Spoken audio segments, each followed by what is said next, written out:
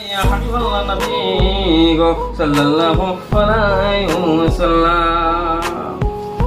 তো আমাদের মুসলমান হয়ে আমরা আজকে নামাজ নাই, ঘরে আজকে রোজা নাই, আজকে দান নাই, খেরাত নাই, আজকে আমাদের কোনো হালাল খাবার রিজিকের কোনো ব্যবস্থা নাই। এ আল্লাহ রাব্বুল আলামিন তোমাদের মাঝে সম্পর্কে বললো কি, এ বান্দারে তুমি এই পৃথিবীর জমিনে তুমি যতই যা করো না কেন, যতই নামাজ যতই যা করো না কেন, এই পৃথিবীর কিছুই তোমার সঙ্গের সাথী হবে না। একমাত্র সঙ্গের সাথী হবে নামাজ রোজা। আজকে 30 পারা কোরআনের হাফিজ হতে হবে, আজকে 5 ওয়াক্ত নামাজ পড়তে হবে, তাদেরকে মুত্তাকিন হতে হবে, তাদেরকে ভালো ইমানদার মানুষ হতে হবে।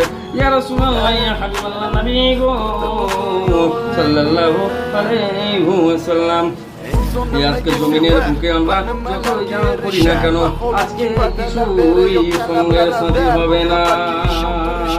আজকে মা বোনেরাকে দেখি আজকে রাস্তায় এদিক ওদিক করে ঘুরে বেড়াই, আজকে দেখি তাদেরকে সিনেমা যাত্রায় তাদেরকে দেখি যেতে চাই, কিন্তু আমার হাদিস পাকের মধ্যে মহান রব্বুল আলামিন বিশ্বনবী সাল্লাল্লাহু আলাইহি ওয়াসাল্লাম এই সব কিছু জিনিসকে আল্লাহ রাব্বুল আলামিন সব কিছু জিনিসকে হারাম করে দিল।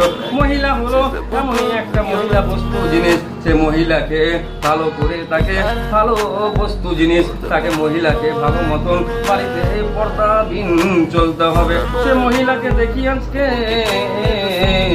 কত কত মহিলাকে দেখি রায়গঞ্জ বলে নয়, এই দালখোলা বলে নয়, যে প্রতিটা এলাকায় দেখি, প্রতিটা ডিস্ট্রিক্টে ঘুরিয়ে দেখি